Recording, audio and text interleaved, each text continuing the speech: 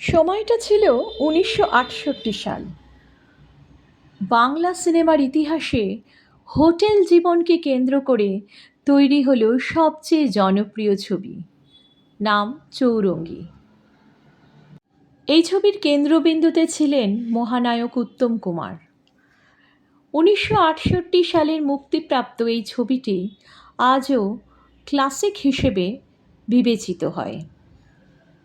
ছবিটি তৈরি হয়েছিল বিখ্যাত সাহিত্যিক শঙ্কর ওরফে মণিশঙ্কর মুখার্জির জনপ্রিয় উপন্যাস চৌরঙ্গী অবলম্বনে। এই উপন্যাস কলকাতার একটি বিলাসবহুল হোটেলের অন্তরালের জীবন তুলে ধরে, যেখানে ঝলমলে আলো, ধন সম্পদ, গ্ল্যামারের আড়ালে লুকিয়ে থাকে মানুষের দুঃখ, একাকিত্ব, প্রেম ও ট্র্যাজেডি। চৌরঙ্গী চলচ্চিত্রটি নির্মাণ করেছিলেন পিনাকিভূষণ মুখোপাধ্যায়। উত্তম কুমার অভিনয় করেছেন এই চলচ্চিত্রে। এই উপন্যাসের অন্যতম চরিত্র স্যাটা বোসের চরিত্রে অভিনয় করেছিলেন মহানায়ক। অন্যান্য ভূমিকায় অভিনয় করেছিলেন অঞ্জনা ভৌমিক, শুভেন্দু চট্টোপাধ্যায়, সুপ্রিয়া দেবী। 1961 সাল থেকে সাপ্তাহিক দেশ পত্রিকায় ধারাবাহিকভাবে প্রকাশিত হয়েছিল চৌরঙ্গী। 1962 সালের জুন মাসে প্রকাশক শচীন বাবু চৌরঙ্গী বইয়ের আকারে দিয়েছিলেন শঙ্করের হাতে। তারপর এই চৌরঙ্গী উপন্যাস দেশি বিদেশি নানা ভাষায় অনুবাদ হয়েছে, এমনকি আমাদের নানান প্রদেশের ভাষাতেও অনুবাদ হচ্ছে। চৌরঙ্গী ছবিতে স্যাটা বোসের ভূমিকায় মহানায়ক উত্তম কুমারের অভিনয় দেখে স্বয়ং শঙ্কর মুগ্ধ হয়েছিলেন। উত্তম কুমারকে বলেছিলেন, আমার বইয়ের পাতার থেকেও জীবন্ত হয়েছে আপনার স্যাটা বোস। চৌরঙ্গী ছবিটির পর থেকে বন্ধুত্ব হয় উত্তম বাবুর সাথে। চৌরঙ্গীতে আমরা যে শাহজাহান রিজেন্সি হোটেলের কথা দেখতে পাই, প্রকৃতপক্ষে শাহজাহান রিজেন্সি নামে কোনো হোটেলের অস্তিত্ব তখন ছিল না। শঙ্কর যখন চাকরি করতেন, তাঁর বস স্বনামধন্য ব্যারিস্টার নোয়েল ফ্রেডরিক বারওয়েল সাহেব ওই হোটেলে থাকতেন। সেই হোটেলের নাম ছিল হোটেল স্পেন্সেস। কাজের সুবাদে শঙ্করকে সেই হোটেলে নিয়মিত যাতায়াত করতে হতো। তার উপন্যাসের কিছু চরিত্র স্পেন্সেস হোটেল থেকে উঠে এসেছেন। যখন তিনি হোটেলে যেতেন, সেখানে বিভিন্ন ব্যক্তির সাথে তার বেশ ভাব হয়ে গিয়েছিল এবং তাদের কথা নিয়ে সৃষ্টি করলেন চৌরঙ্গী। পাঠককুলের কাছে চৌরঙ্গী তখন খুব জনপ্রিয় হয়েছে। সেই সময় পরিচালক পিনাকিভূষণ মুখোপাধ্যায় ঠিক করলেন এই চৌরঙ্গী নিয়ে ছবি তৈরি করবেন। প্রচুর চরিত্র, নানা রকম কাহিনী নিয়ে হচ্ছে চৌরঙ্গী। সেটা পরিচালকের কাছে একটা বিরাট চ্যালেঞ্জ। শঙ্করের সঙ্গে যে প্রধান চরিত্রগুলোর সাক্ষাৎ হয় তারা হলেন মিস্টার সত্যসুন্দর বোস অর্থাৎ স্যাটা বোস। উত্তম কুমার অভিনীত এই চরিত্রটি বন্ধুত্বপূর্ণ, দয়ালু, সকলের প্রিয় একজন ব্যক্তি। দক্ষ কর্মী হওয়ায় তিনি অতিথিদের গোপনীয়তা রক্ষা করা, তাদের সকলের খুব ভালোভাবে যত্ন নেওয়া, তাঁর বস মার্কো পোলোর শ্রদ্ধা ও প্রশংসা অর্জন করেন। সুপ্রিয়া দেবী অভিনীত শ্রীমতী করবী গুহ মিস্টার আগরওয়ালের মালিকানাধীন একটি গেস্ট হাউসের হোস্টেস। মিস্টার আগরওয়াল দৃশ্যত পাকড়াশিদের বন্ধু। কলকাতা সফরে আসা জার্মান ব্যবসায়ীদের সাথে একটি চুক্তি সম্পন্ন করতে তিনি প্রধান ভূমিকা পালন করেন। ষড়যন্ত্রের কথা জানতে পেরে তিনি অনিন্দ্য পাকড়াশিকে সতর্ক করে দেন। অবশেষে অনিন্দ্য এবং করবী একে অপরের প্রেমে পড়েন। এরপর নানা ঘটনা ঘটে যায় এবং করবী তীব্র অপরাধবোধে ভোগে। নিজের অনুভূতির মুখোমুখি হতে না পেরে সে আত্মহত্যা করার সিদ্ধান্ত নেয়। ছবিতে বিশ্বজিৎ অভিনয় করেছেন অনিন্দ্য পাকরাশির ভূমিকায়। কলকাতার এক প্রখ্যাত ব্যবসায়ী শ্রী মাধব পাকরাশির পুত্র। তাকে সুশীল, বিনয়ী, বন্ধুত্বপূর্ণ হিসেবে দেখানো হয়েছে। তিনি জার্মান ব্যবসায়ীদের সাথে লেনদেনের দায়িত্ব পেয়েছিলেন এবং সেই প্রচেষ্টায় করবীর সাহায্য পান।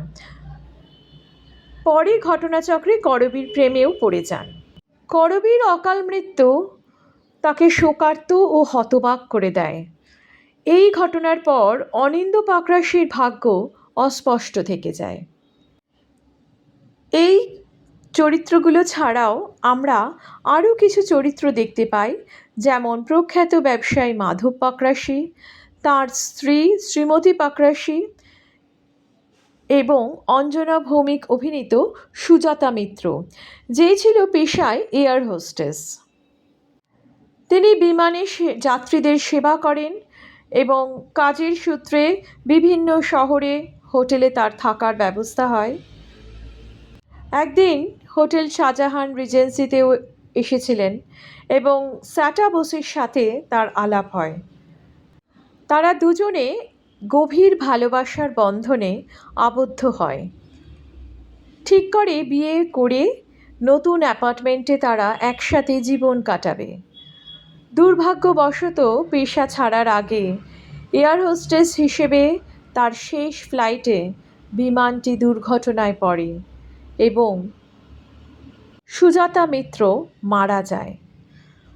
এই দুর্ঘটনা স্যাটাকে শোকার্ত ও ভগ্ন হৃদয় করে তোলে।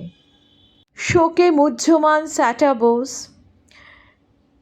স্মৃতি নিয়ে বাঁচতে না পেরে কলকাতা ছেড়ে চলে যাওয়ার সিদ্ধান্ত নেয়। এইভাবে প্রত্যেকটি চরিত্রর বিয়োগান্ত পরিণতি দেখানো হয়েছে। অন্যান্য ছবির মতো কোনো নির্দিষ্ট একজন নায়ক, একজন নায়িকা সেই রকম কেন্দ্র করে এই গল্প কিংবা এই ছবিটি তৈরি হয়নি। এই ছবিতে প্রত্যেকটি চরিত্র আলাদা আলাদাভাবে গুরুত্ব পেয়েছে। পরিচালকের অনবদ্য পরিচালনায় কোনো চরিত্র অন্য চরিত্রের চাপে হারিয়ে যায়নি। প্রত্যেকেই নিজেদের অভিনয় দেখানোর সুযোগ পেয়েছেন। এই ছবিতে অসাধারণ অভিনয় করেছেন শুভেন্দু চট্টোপাধ্যায়। মহানায়ক উত্তম কুমারের পাশে শুভেন্দু চট্টোপাধ্যায় তাঁর স্বকীয়তা বজায় রেখেছেন। চলচ্চিত্রটি ব্যাপক জনপ্রিয়তা লাভ করে এবং এর উপর ভিত্তি করে নির্মিত উপন্যাসের মতোই সমালোচকদের প্রশংসা পায়। মান্না দের কণ্ঠে এবং উত্তম কুমারের চিত্রায়নে বড় একা লাগে গানটি ব্লকবাস্টার হয়েছিল এবং আজও এটি অত্যন্ত জনপ্রিয়। 1968 সালে দুর্গাপূজার সময় এই চলচ্চিত্রটি মুক্তি পেয়েছিল। 112 দিন ধরে হাউসফুল ছিল। এই ছবির প্রধান আকর্ষণ ছিল অবশ্যই শঙ্করের উপন্যাস এবং তার সাথে উত্তম কুমারের অনবদ্য অভিনয়। তিনি স্যাটা বোসের চরিত্রকে জীবন্ত করে তুলেছিলেন, এতটাই জীবন্ত করেছিলেন যে স্বয়ং লেখকও মুগ্ধ হয়েছিলেন উত্তম বাবুর অভিনয় দেখে। তিনি চলনে বলনে হোটেলের রিসেপশনিস্টের ভূমিকা সুন্দরভাবে ফুটিয়ে তুলেছিলেন। ওনার অভিনয়তে কোনো রকম অতি নাটকীয়তা ছিল না। অভিনয় দেখে মনে হচ্ছিল সত্যিকারের উনি যেন স্যাটা বোস। হোটেলের প্রত্যেকটি বোর্ডারদের দেখাশোনা করা কাজ হচ্ছে ওনার, এবং উনি খুব সুন্দরভাবে শুভেন্দু চট্টোপাধ্যায় অর্থাৎ তাঁর সহকর্মীকে প্রত্যেকের সম্বন্ধে একটা করে ইন্ট্রোডাকশান দিয়ে দিচ্ছিলেন। ছবিটি এত জনপ্রিয় হয়েছিল যে যারা চৌরঙ্গী উপন্যাস তখন পড়েনি তারা ছবিটি দেখার পর চৌরঙ্গী উপন্যাস কিনে আবার পড়ে নিয়েছিলেন। এই ছবিতে আর একজনের অভিনয়ের কথা না বললে সব কিছু অসম্পূর্ণ হয়ে যাবে। তিনি হলেন উৎপল দত্ত। মার্কো পোলোর চরিত্রে অনবদ্য অভিনয় করেছিলেন উৎপল দত্ত। সকলের সম্মিলিত অভিনয় চৌরঙ্গী ছবিটি সর্বকালের সেরা ছবি হিসেবে বাংলা চলচ্চিত্র জগতে স্থান করে নিয়েছে। আর উত্তম কুমার অভিনীত স্যাটা বোস চিরস্মরণীয় হয়ে থাকবে দর্শকের মনে।